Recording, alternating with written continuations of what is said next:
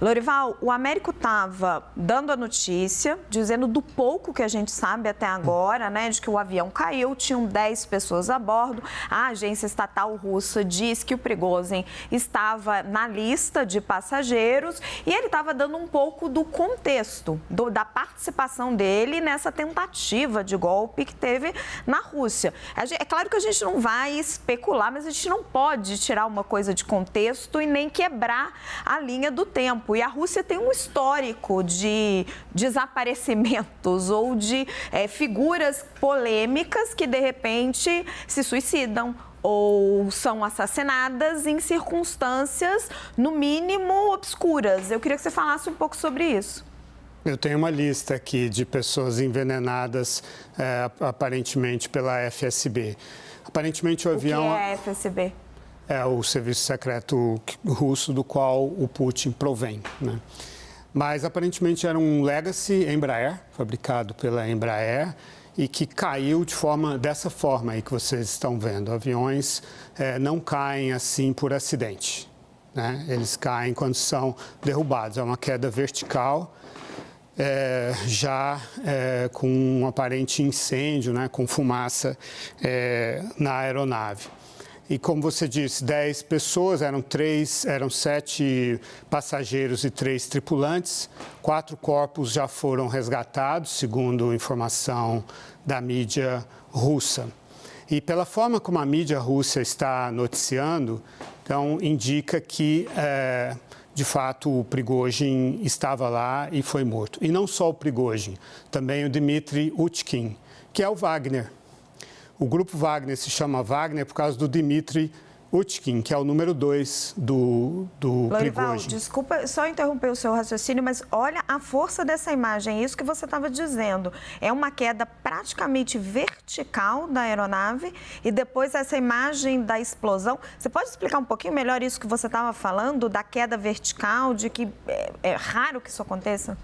Claro, os aviões, e depois nós vamos ter o William Vac aqui para falar isso com mais propriedade que eu, mas os aviões, quando eles sofrem uma pane, algum problema, seja de falha humana ou técnica, eles fazem um outro tipo de geometria, né? Fazem um outro tipo de curva. Eles não caem assim de forma vertical. Eu que cobri muitas guerras na vida, vi muitos aviões caindo assim quando eles foram derrubados por mísseis, né?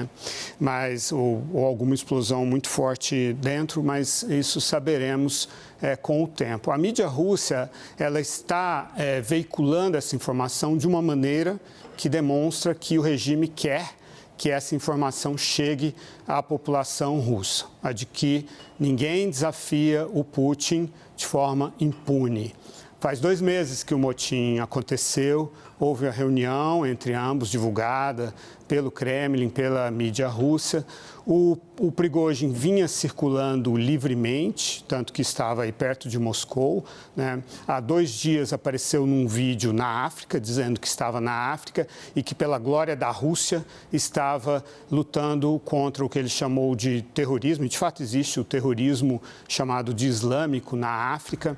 E o grupo Wagner tem, então, esse modelo de negócios bilionário, né? Só na República Centro-Africana calcula-se que ele tenha retirado 45 toneladas de ouro no valor de mais de 2 bilhões de dólares, e esse dinheiro encaminhado, então, para a Rússia e dividido, aparentemente, entre Prigozhin, Putin e outras pessoas do regime. Mas não só a República Centro-Africana, o Mali, onde eu cobri a guerra de 2012, ainda os jihadistas avançando e os franceses tentando contê-los, não conseguiram, foi isso que abriu espaço a partir de 2012 para o grupo Wagner, que acaba de apoiar um golpe em Níger, né, formando um arco que vai de Mali, Burkina Faso até o Sudão, de onde eles também retiram o ouro de Darfur, né? Moçambique, a mesma coisa. Ô, Lorival, e deixa eu pedir uma colaboração do Américo sobre uma coisa que você acaba de falar. Você disse que a mídia russa,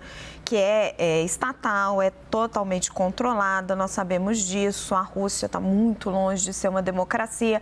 Ela está fazendo a divulgação desse episódio de uma forma para deixar muito claro para todos de que ninguém desafia o Putin impunemente. Eu queria ouvir o Américo sobre isso. Exatamente, Raquel.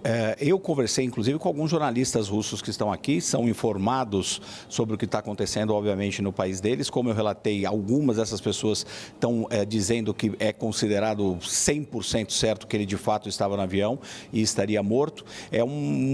Todas as agências de notícia russas, nesse momento, obviamente, estão dando grande destaque a isso, sem explicar exatamente, porque ainda não há essa informação também, o que eventualmente aconteceu com esse avião.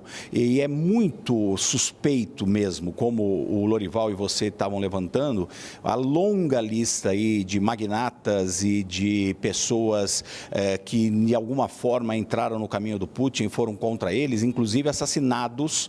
De novo, não podemos especular, a gente não tem essa informação, mas é muita coincidência. E a gente sabe das ações da FSB, essa agência de espionagem russa que teve suas origens na KGB, de ter matado gente inclusive no exterior.